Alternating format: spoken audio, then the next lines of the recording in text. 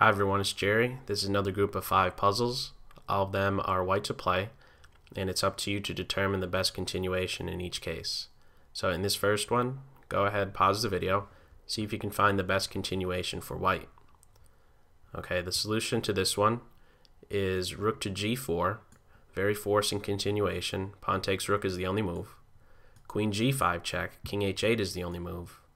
And after queen to h6, black could basically resign because there's not a successful way to defend against both mate threats, namely queen takes rook and queen takes pawn. And so black is going to be lost at this point. So moving on to the second puzzle. Once again, white to play. Pause the video, see if you can find the best continuation for white.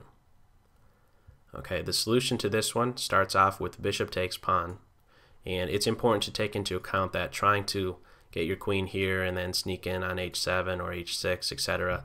to give mate, that's not going to work because the rook can always contest the h-file, actually first throwing in a check and then, let's say, rook to h8.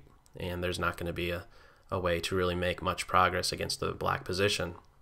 And so the more forceful continuation is bishop takes pawn, and just the threat of winning the bishop or even landing a check on g8 picking off that rook, really there's not going to be a whole lot to do besides just bishop takes bishop. And now after queen to f6, a very forceful move. If the king goes to g8, that'll just run into mate on h8 with either the queen or rook. So after bishop takes queen, now we have a mate in 3. Rook g3, and the best that black can do is just, block with the queen and then block with the bishop. This will turn out to be checkmate. So that's the solution to puzzle 2. Moving on to the third one. Once again, white to play. Pause the video, see if you can find the best continuation for white. Okay, the solution to this one is d8 equaling a knight. And there's not really a whole lot that black can do here because the black queen is now caught in a crossfire.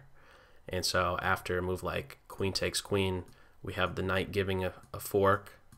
Knight takes queen, discovered check. And let's say after king to f6, the knight grabs this pawn, and this is going to be a completely won endgame.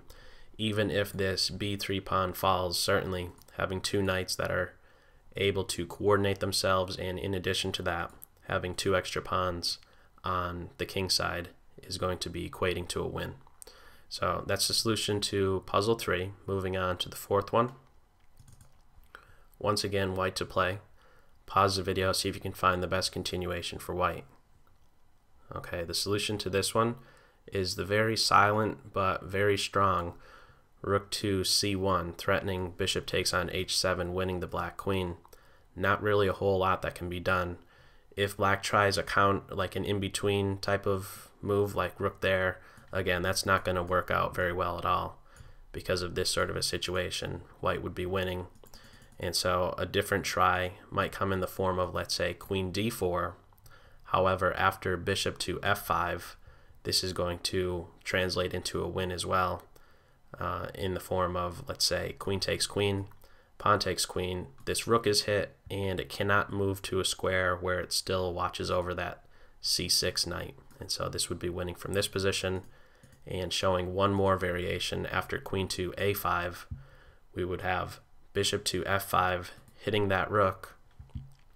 If we have rook to c8, a really nice shot, the king is now tied down to the defense of the rook, and we could use the tactic of deflection, grabbing on h7 and then grabbing the rook, which is a win. And finally, one other continuation being after bishop to f5, rook on f to d8 could be met with just bishop takes rook, rook takes queen, and after pawn takes rook, this knight is going to end up falling because of the mate threat on e8. So black has to either save the king or save the knight. And so this is going to be a win for white. So moving on to the last one. Once again, white to play. Pause the video, see if you can find the best continuation for white. Okay, the solution to this one is pawn to b8, promoting to a bishop. Very rare case where you promote to a bishop. Let's have a look at first why that is the case. For example, going with the typical promotion to a queen, what black can now do is draw this game in the form of rook to e2. and so giving essentially checks wherever that white king goes. If the rook is ever grabbed, it's going to be stalemate. The black king cannot move anywhere. And so if the king just walks in this direction, the rook just keeps giving check wherever the king goes. And so if the white king goes in the other direction, like c1, we give check once again. If the king goes to b1, it's important not to make use of that b2 square, because the queen could always recapture and the king would have that a7 square available. But instead, king c1, and now if, let's say, king b2, we give check, and white would do best to just grab the rook at this point, otherwise they run the risk of losing the game. And if instead of that, king a2, now we have the rook going to a1, king b2, king b1, finally by force, we could have this situation where white pretty much just has to grab that rook. If instead of promoting to a queen, we had something different, for example, promoting to a rook, well, now we just have a more or less drawn position. There's not really a whole lot going on.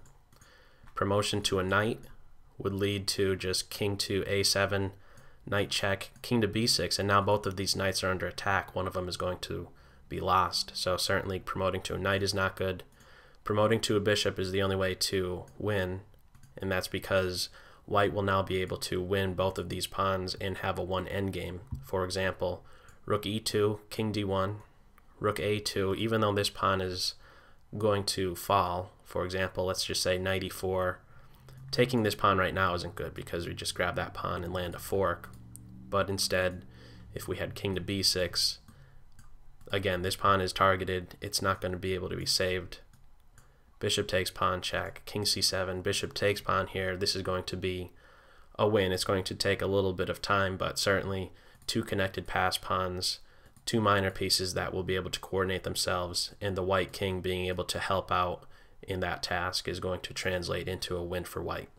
So that's all for this video. As always, I hope you got something out of it, and be sure to let me know how you did on these puzzles. Take care. Bye.